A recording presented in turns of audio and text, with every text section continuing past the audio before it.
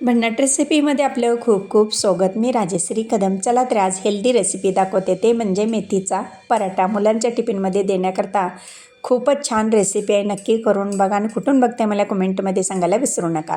1 वाटी गव्हाचं पीठ घेतलेलं आहे. चवीनुसार मीठ घालून मी अर्धा चमचा ओवा घालायचा आहे. थोडासा क्रश करून घाला.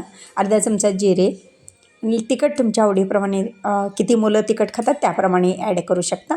1 चमचा आलं लसणाची पेस्ट, अर्धा चमचा ठेचा घेतलेला आहे. 1 मिडियम कांदा. आता हे 1 वाटी मेथी बारीक कट करून घेतली होती. आता याला थोडं थोडं पाणी घालून हे पीठ जे आहे ते मळून घ्यायचं आहे. आणि मेथीमध्ये 2 प्रकार असतात, एक मेथा आणि मेथी. मेथा हा खूप कडवटपणा असतो त्याच्यामध्ये आणि मेथी बारीक पानाची असते ना, ती कडू नसते अजिबात. आता तेल लावून ठेवलेलं आहे, याला छान मुरतं आणि असा गोळा घ्यायचा आणि मस्त असं लाटून घ्यायचा. थोडंसं जाडसरच लाटायचं आहे हे पराठा. मग असाच खाल्ला तरी छान लागतो तो, किंवा प्रवासाला तुम्ही घेऊन जाणार असाल तरी तुम्ही हे म्हणजे घेऊन जाऊ शकता. तर आजची रेसिपी मुलांच्या टिफिनमध्ये देण्याकरता आहे. मुलांना काय मोठ्यांनासुद्धा चालते. तर ही थोडीशी जाडसर लाटून घेतलेले पहा आणि गरम तव्यावरती आता हे दोन्ही बाजूनी तेल सोडून मस्त भाजून घ्यायचं आहे.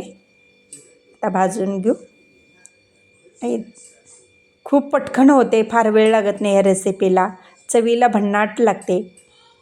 आणि जर मुलं भाजी खात नसतील तर अशा पद्धतीनं तुम्ही जर टिफिनमध्ये करून दिलात तर मुलं आवडीनेही खातात. आणि आता हे काढून घेऊ. दुसरा देखील असाच भाजून घेऊ. आणि बटाट्या भाजीवर पण छान लागते. असाच खाल्ला तरी छान लागतो, दह्याबरोबर छान लागतो. आणि आता हे टिफिन भरून घेऊ मस्त. आणि माझी रेसिपी व पदार्थ आवडल्या चॅनलला सबस्क्राईब करा, बेल आयकॉन दाबा, लाईक करा, इतरांना शेअर करण्याचं विसरू नका, तसेच कमेंट करण्याचं विसरू नका. आपल्यासाठी अशीच नवनवीन पदार्थ आणीन. तोपर्यंत धन्यवाद.